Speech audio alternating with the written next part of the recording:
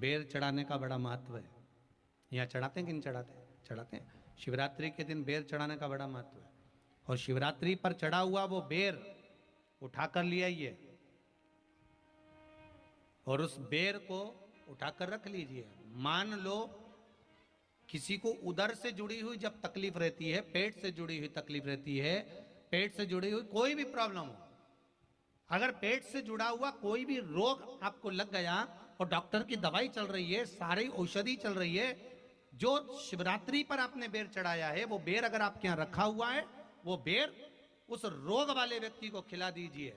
आधे घंटे के अंदर पेट का दर्द, पेट की तकलीफ, पेट का कैसा भी रोग होगा एकदम आराम लग जाएगा। उस बेर में इतना दम, इतना प्रबलता आ जाती है शंकर को, जो शिवरात्रि के दिन बेर चढ़ाया जाता है।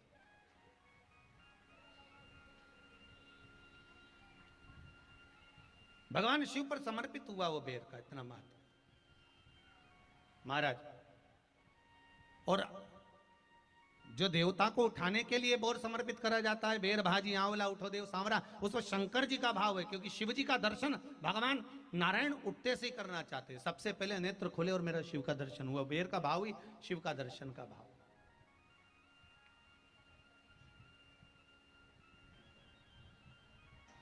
कितनी बड़ी औषधि होगी बेर के अंदर, जरा देखिएगा कि मेरे राम जी शबरी अम्बा के दरवाजे पर पहुंचे।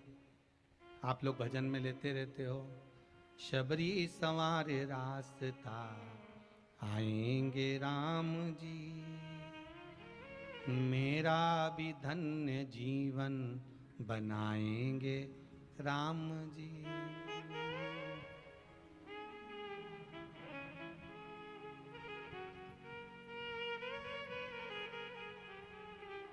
और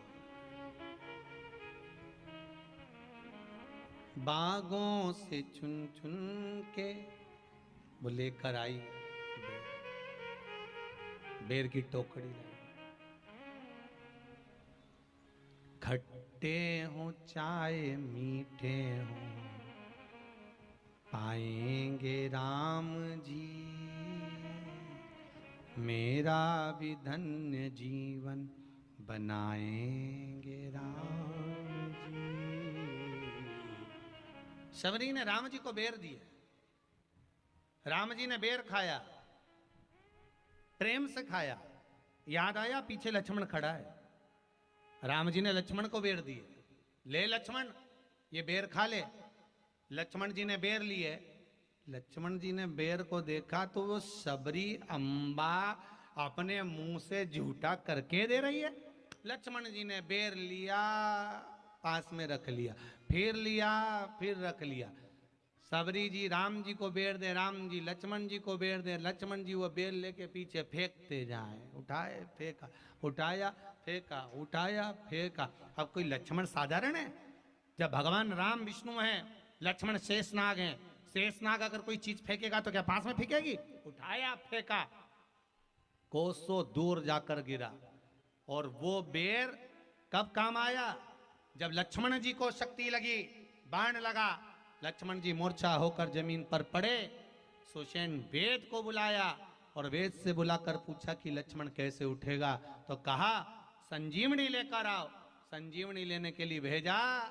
तब संजीवनी लेने के लिए जब श्री हनुमान जी महाराज गए, संजीवनी बूटी जब लेकर आए और लक्ष्मण जी को जो दी, तब राम जी पहचान गए ये संजीवनी कोई दूसरी नहीं है। लक्ष्मण जी को जो बेर खाने को दिया था वो बेर फेंक दिया था, उसी बेर की पत्ती है जिसको निचोड़ निचोड़ कर लक्ष्मण जी को खिलाना पड़ी है। तो राम जी रोते रोते बोले पहले ही खा लेता तो खाना नहीं पड़ती।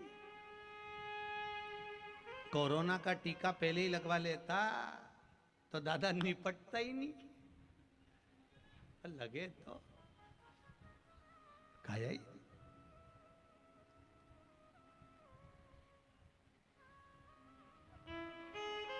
यहां तो सीधी सीधी बात है ना।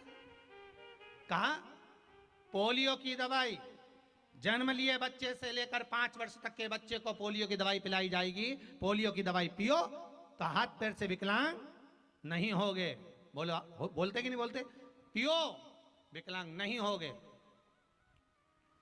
जो नहीं पिएगा वो हाथ पैर से विकलांग हो जाएगा। उसी तरह शिव महापुराण की कथा जिसका जन्म नहीं हुआ, जो माता के गर्भ में है, उससे लेकर जो मर रहा है उस तक के व्यक्ति को सुनाई जाएगी। पोलियो की दवाई नहीं पियोगे, हाथ पैर से विकलांग हो जाओगे। शिव महापुराण नहीं सुनोगे तो काम, लोभ, विषय, आसक्ति से विकलांग हो जाओगे। इसलिए सुनो, ये सुनने का विषय है, इसको श्रवण करना, हमारे जीवन में उतार,